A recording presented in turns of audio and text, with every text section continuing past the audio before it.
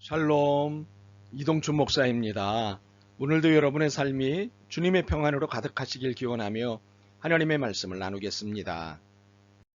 오늘 주시는 말씀은 요한복음 11장 17절에서부터 44절의 말씀입니다. 이 말씀 중에 32절에서부터 35절을 읽겠습니다. 마리아가 예수 계신 곳에 가서 배웠고 그 발 앞에 엎드려 이르되 주께서 여기 계셨더라면 내 오라버니가 죽지 아니하였겠나이다 하더라.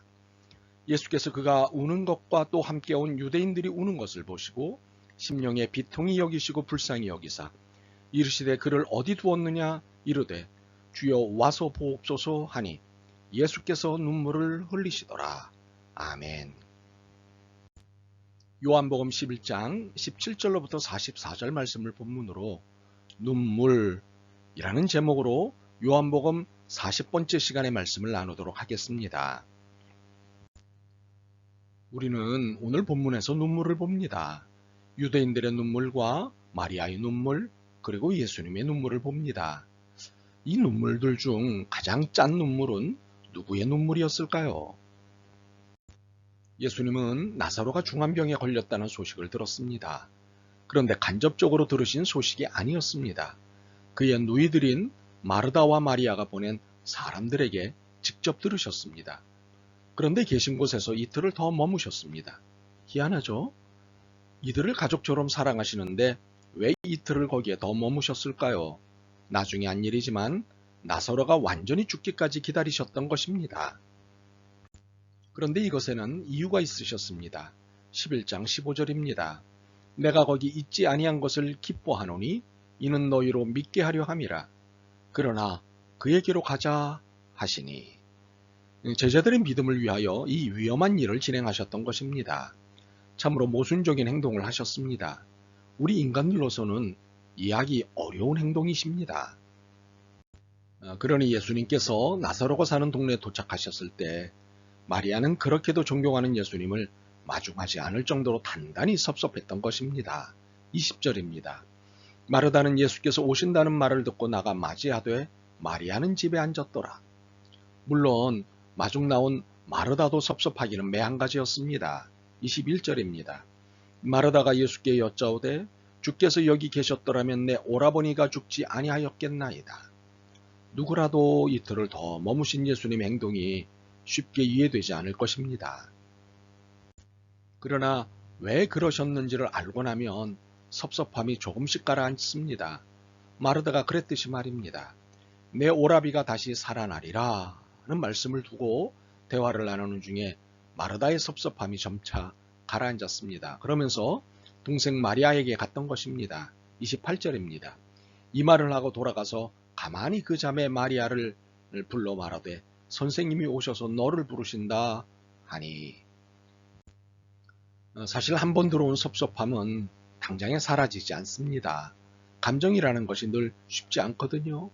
물론 점차 가라앉기는 합니다만 어찌되었던 단단히 삐쳐있던 마리아가 언니의 말을 듣고 예수님을 만났습니다. 만나자마자 예수님 발 앞에 엎드려 주께서 여기 계셨더라면 내 오라비가 죽지 아니하였겠나이다 라고 말한 뒤 울기 시작했습니다.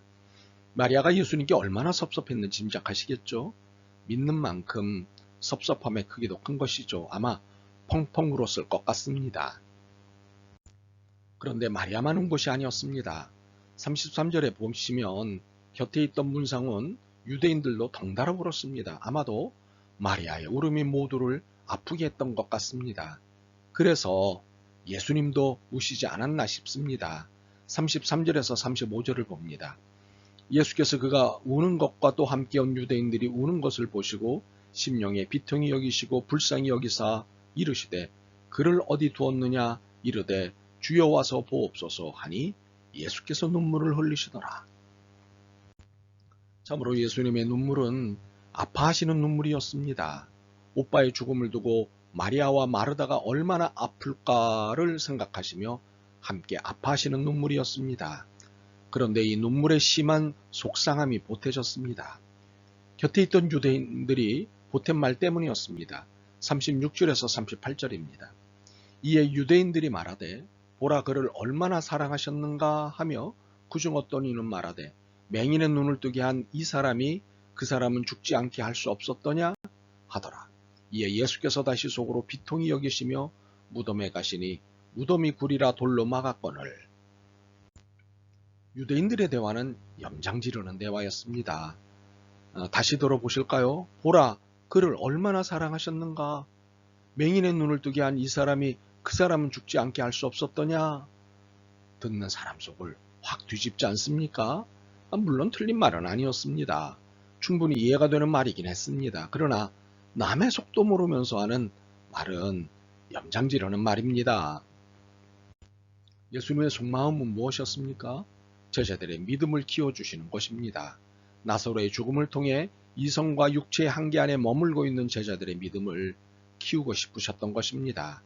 하나님 나라를 자신의 한계 안에서만 이해하는 것을 벗겨내고 싶으셨던 것이지요. 39절과 40절을 보시지요. 예수께서 이르시되 돌을 옮겨 놓으라 하시니 그 죽은 자의 누이 마르다가 이르되 주여 죽은 지가 나흘이 되었음에 벌써 냄새가 나나이다. 예수께서 이르시되 내 말이 내가 믿으면 하나님의 영광을 보리라 하지 아니하였느냐 하시니. 우리가 신앙생활하면서 제일 중요하게 여겨야 할 태도가 있습니다. 그것은 신앙이라는 말을 살아내는 것입니다. 신앙은 믿을 신, 우러를 앙입니다. 믿을 앙입니다. 따를 앙입니다. 그러므로 신앙이란 믿는 것입니다. 그리고 따르는 것입니다. 이유가 무엇일까요? 우리가 한계 안에 있는 인간이기 때문입니다. 그렇기 때문에 무한히 전능하시고 전지하신 하나님을 믿는 것이 아니겠습니까? 그 은혜에 그 사랑이 기대는 것입니다. 그렇지 않으려면 못하러 신앙생활이라는 것을 하겠습니까? 신앙생활을 교양강좌 수준에서 이해하시면 안 됩니다. 상식이 아니라 생명이고 삶입니다. 그러니 신앙생활을 하신다면, 아니 신앙생활을 하고 싶다면 제발 예수님을 믿고 따르시지요. 그러면 어떤 일이 일어날까요? 41절로 44절입니다. 돌을 옮겨놓으니 예수께서 눈을 들어 우러러 보시고 이르시되 아버지여 내 말을 들으신 것을 감사하나이다. 항상 내 말을 들으시는 줄을 내가 알았나이다. 그러나 이 말씀 하옵는 것은 둘러선 무리를 위함이니 곧 아버지께서 나를 보내신 것을 그들로 믿게 하려 함이니이다. 이 말씀을 하시고 큰 소리로 나사로야 나오라 부르시니 죽은 자가 수족을 배로 동인 채로 나오는데 그 얼굴은 수건에 쌓였더라. 예수께서 이르시되 풀어놓아 다니게 하라 하시니라. 보고 계십니까? 죽은 나사로가 살아났습니다. 모두가 비아냥거리고 불신하고 불만에 가득 차 있을 때 예수님은 하나님 아버지를 믿었습니다. 내 말을 들으신 것을 감사하나이다. 항상 내 말을 들으시는 줄을 내가 알았나이다. 그리고 기도하셨습니다. 나사로야 나오라. 그리고 믿음의 행동을 하셨습니다. 풀어놓아 다니게 하라. 믿음이란 거창한 것이 아닙니다. 믿음이란 자신의 한계를 인정하는 것입니다. 자신이 모르는 것과 자신이 할 수 없는 것을 정직하게 인정하는 것이지요. 그리고 불만을 갖고 불평하는 태도, 불신하고 불안해하는 태도를 버리는 겁니다. 대신에 믿고 따르는 것이지요. 누구를? 예수님을. 물론 예수님은 여러분의 인생살이가 얼마나 힘들고 어려운지 매우 잘 알고 계십니다.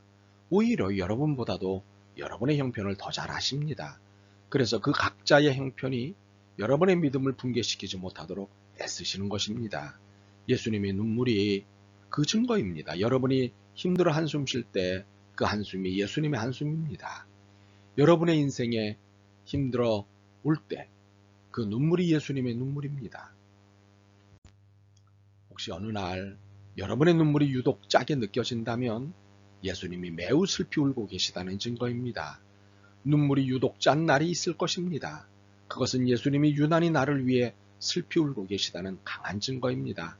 그러니 사랑하는 여러분, 더 이상 예수님이 여기 계셨더라면 내 오라비가 죽지 않았을 텐데 라며 속상해하지 마시고 주는 그리스도이십니다 라고 고백하며 용기를 갖는 여러분이 되길 바랍니다. 이 믿음을 늘 봤으면 좋겠습니다. 아멘. 주님, 긍정의 눈물, 말씀의 눈물이 있다는 사실을 깨닫습니다. 더욱이 주님의 눈물을 확인했습니다. 참으로 주님의 눈물 앞에 모두가 회복되는 은혜가 있게 하옵소서. 예수 그리스도의 이름으로 기도드립니다. 아멘. 오늘도 여러분의 믿음과 삶을 응원합니다. 사랑합니다.